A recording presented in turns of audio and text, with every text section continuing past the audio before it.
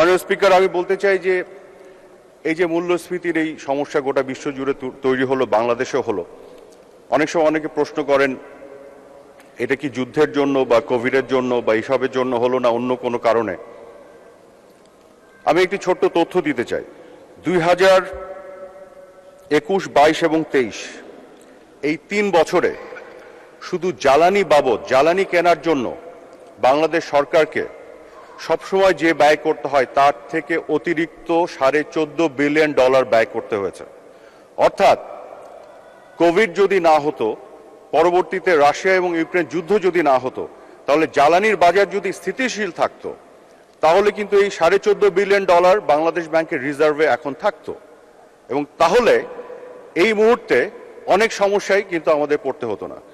যে পরিমাণ টাকা আপনারা যদি পুরো স্ট্যাটিস্টিক্সটা দেখেন, সবসময় জ্বালানি কেনার জন্য ব্যয় করা হয় তার চেয়ে অতিরিক্ত এই $14.5 বিলিয়ন ব্যয় করতে হয়েছে।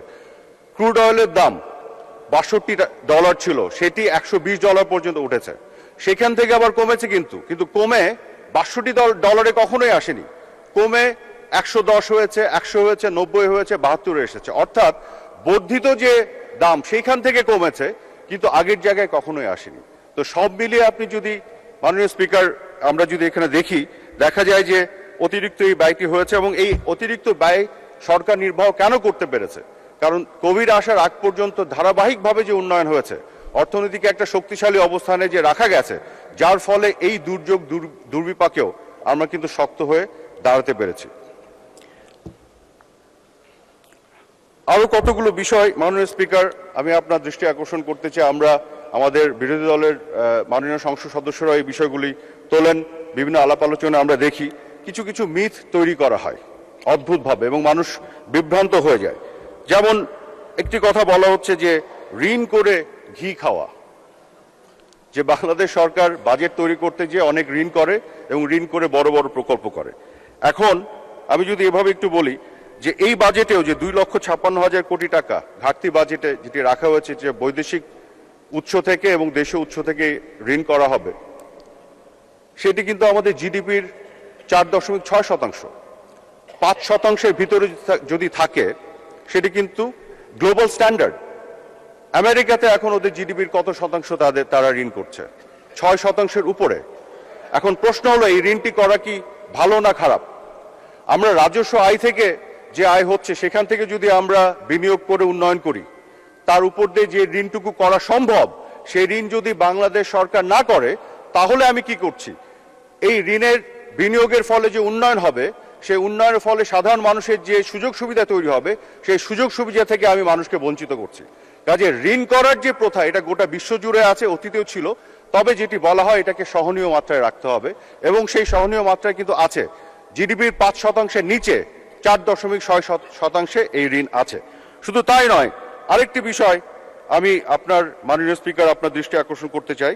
এই ধরনের বক্তব্য দেয়া হয়, আমরা দেখেছি যে 2008-9 সালে বাংলাদেশের জাতীয় যে ঋণ, সেটি ছিল $38 বিলিয়ন। অনেকে দেখে বলবেন এটা বাড়তে বাড়তে বাড়তে $149 বিলিয়ন হয়ে গেছে।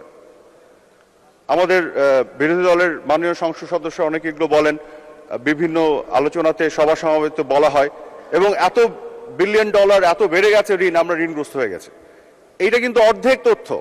পুরো তথ্য হচ্ছে যে আমাদের যখন $38 বিলিয়ন ঋণ ছিল, তখন আমাদের সম্পদের পরিমাণ, জিডিপির আকার কত ছিল? তখন জিডিপির আকার ছিল $110 বিলিয়ন। আজকে যখন $149 বিলিয়ন ঋণ, তখন জিডিপির আকার $420 বিলিয়ন। পৃথিবীর কোথাও শুধু ঋণ দিয়ে একটা দেশ ঋণগ্রস্ত কিনা সেটা মাপা হয় না, সবসময় তার সম্পদ এবং জিডিপির সাপেক্ষে মাপা হয়, যে কারণে টার্মিনোলজিটাই বলা হয় ডেট টু জিডিপি রেশিও। তো আমার যখন $38 বিলিয়ন ঋণ ছিল, তখন আমার ডেট টু জিডিপি রেশিও ছিল 34%, এবং এখন যখন $149 বিলিয়ন ঋণ, তখন ডেট টু জিডিপি রেশিও 36%। আমি তো একই জায়গাতেই আছি।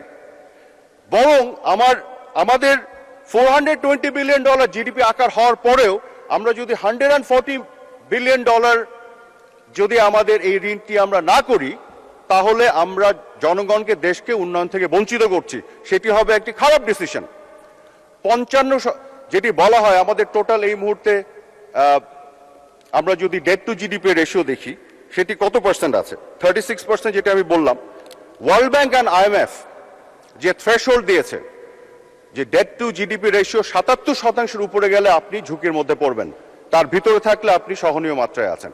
এবং এই যে ঋণের পরিমাণ বাংলাদেশের আমাদের জিডিপি সাপেক্ষে, সেই ঋণের পরিমাণ যদি রেশিও দেখেন, এই সাউথ এশিয়াতে বাংলাদেশ সবচেয়ে ভালো অবস্থায় আছে, পৃথিবীর বহু উন্নত দেশের চাইতে বাংলাদেশ ভালো অবস্থা আছে। কাজে অর্ধেক তথ্য দিয়ে দেশ খুব খারাপ অবস্থায় আছে এই ধরনের কিছু বক্তব্য দেওয়ার চেষ্টা করা হয়। আসলে সঠিক তথ্য, পূর্ণাঙ্গ তথ্য দেওয়া উচিত।